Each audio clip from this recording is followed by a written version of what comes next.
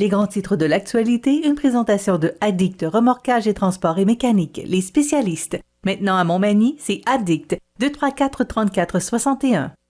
Addict Remorquage et Transport, des professionnels qui peuvent vous aider dans une situation d'enlisement ou simple remorquage. Grâce à ses équipements de haute performance, Addict, c'est aussi le service de transport de tout genre et de mécanique. Maintenant à Montmagny, c'est Addict Remorquage et Transport au 234-3461.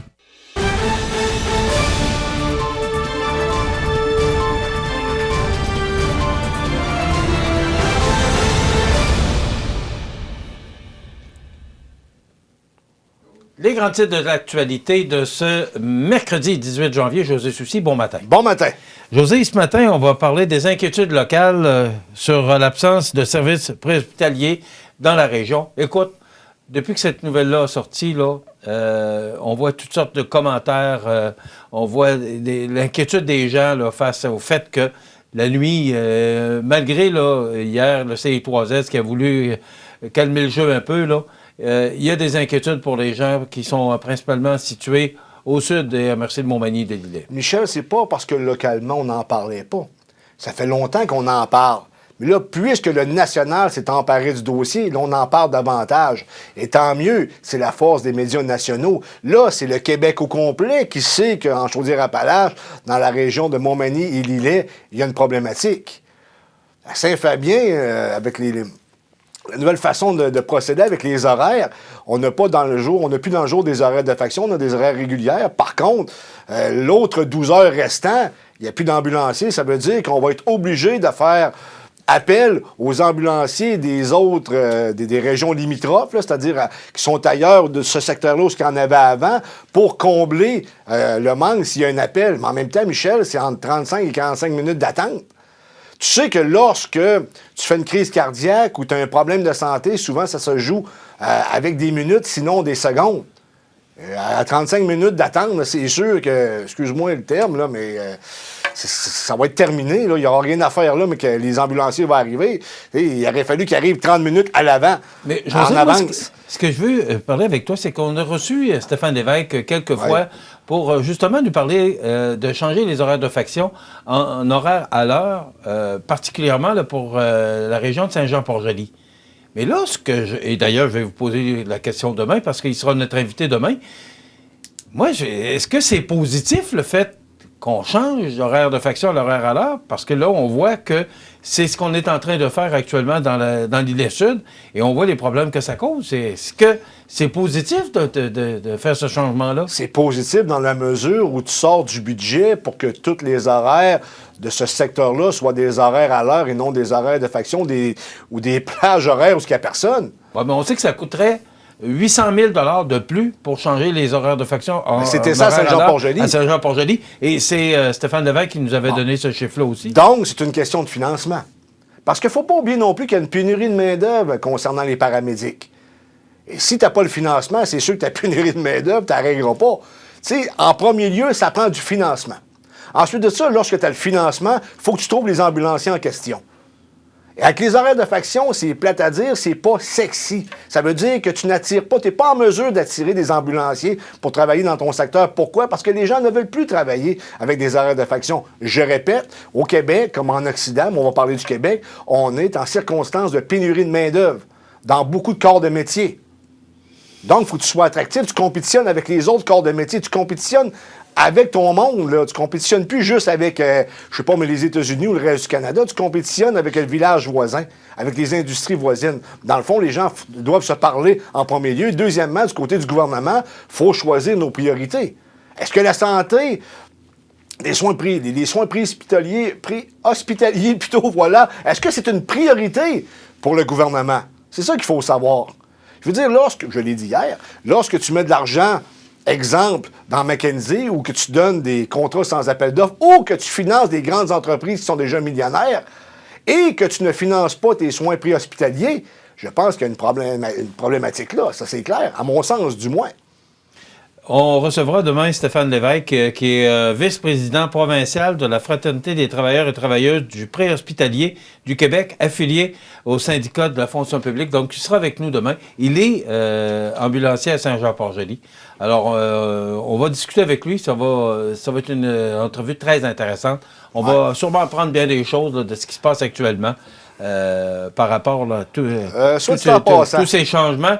Et aussi, parce que lui, à Saint-Jean-Port-Joli, José, il n'y a pas eu gain de cause encore. Là. On sait qu'il y a des budgets, il y a de l'argent qui a été donné par Marie-Ève Pau, qui était députée à ce moment-là. Mais on a passé par-dessus Saint-Jean-Port-Joli. Je tiens à souligner ce matin le travail d'opposition de Frédéric Poulin, qui est l'ancien candidat conservateur et qui est désormais devenu le président de l'Association conservatrice de Côte-du-Sud, qui a joué son rôle d'opposition locale hier. Je tiens à le souligner. Que vous soyez d'accord ou pas avec les propos de M. Poulin, n'en demeure pas moins qu'il a joué son rôle d'opposition. On ne peut pas en dire autant de l'Association libérale, de l'Association péquiste ou de l'Association solidaire. Ça prend de position à Mathieu Rivet, c'est clair.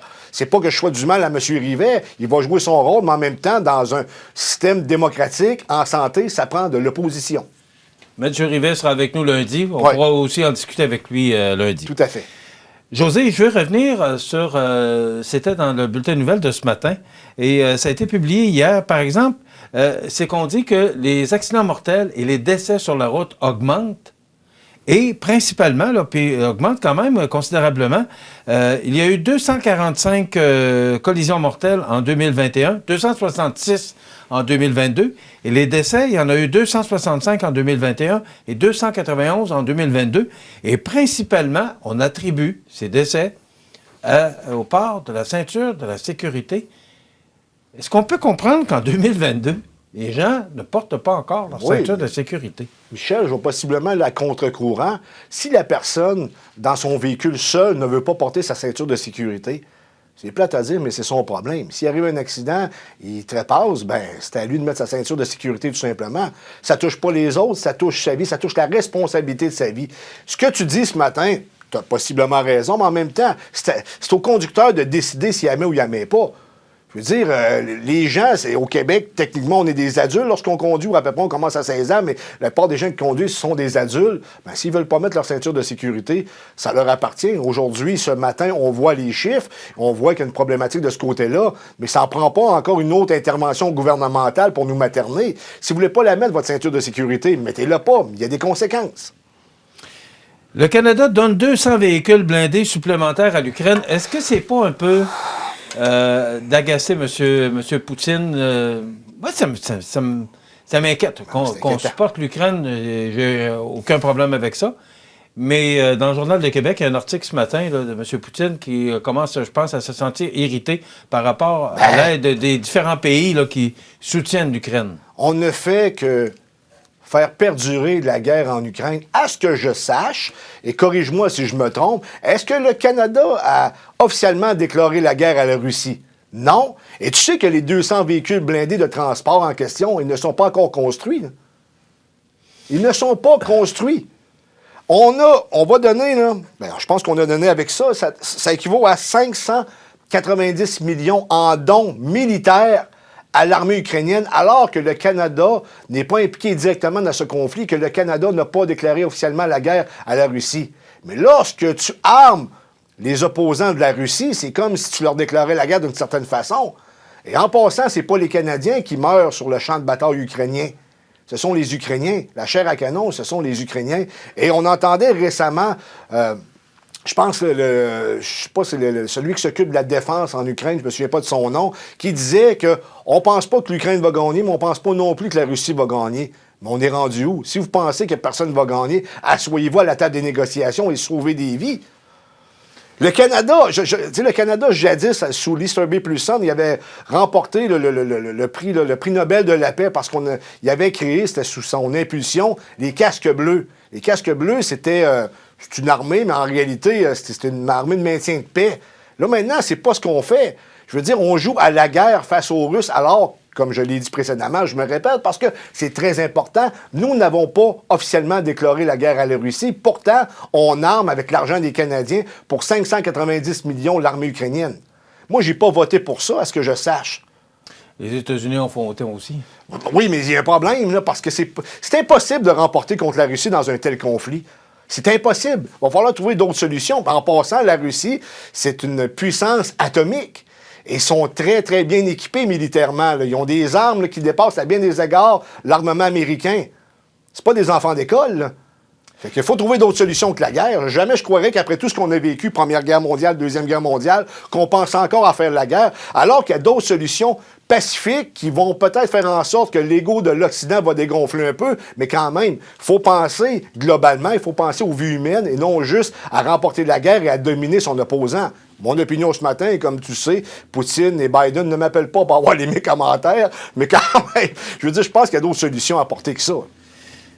Et Pierre Poilievre qui est enclin à financer le troisième lien, ça c'est une bonne nouvelle. Parce que moi, le troisième lien, je suis favorable à ça, ce projet-là, parce que, écoute, on a un pont de 100 ans, le pont de Québec, puis le pont La Porte qui a plus de 50 ans. On a besoin d'un nouveau lien, que ce soit un pont, un tunnel, peu importe, mais on a besoin d'un troisième lien. M. Trudeau n'est pas favorable à offrir de nouvelles infrastructures autoroutières. M. Poilievre, qui était au 93 hier, a rencontré le Journal de Québec, qui a mentionné qu'il était pour le troisième lien, mais un petit peu plus frileux pour les dépassements de coûts du tramway. Bon, mais tu sais que Poilievre, c'est un grand chum à Éric Duhem. Donc, il est à peu près dans la même ligne de pensée qu'Éric Duhem contre le tramway et pour le troisième lien. Mais il y avait un bon point, M. Poilievre. Il dit en région, là, le transport électrique, des trains, mais le transport en commun, ça peut pas être aussi faisable qu'à Montréal, Québec ou dans les grands centres.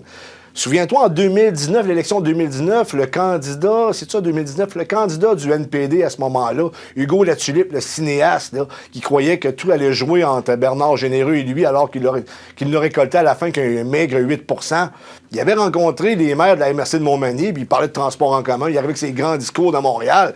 Sauf qu'à l'époque, c'était le défunt maire, M. Langevin, qui lui avait dit, parce que le transport en commun ici, là, c'est pas une réalité. Là.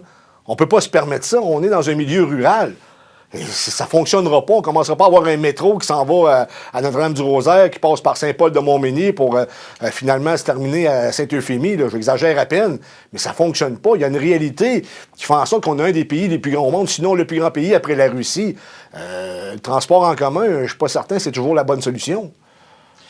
Est-ce qu'on va y arriver? Moi, j'espère. Là, il y a un jugement qui a été rendu hier là, que le tramway peut j'ai pas le titre officiel, là, mais plus rien n'arrête le tramway. Maintenant, le problème est réglé. Juridiquement, oui, mais ça se passe dans la sphère de la politique. Et tu sais qu'il n'y a pas de consensus à Québec pour le tramway. Moi-même qu'une légère majorité de la population ne veut pas de tramway. Tu peux pas avancer avec un projet alors que ta population n'en veut pas, à moins que tu ne sois pas démocrate.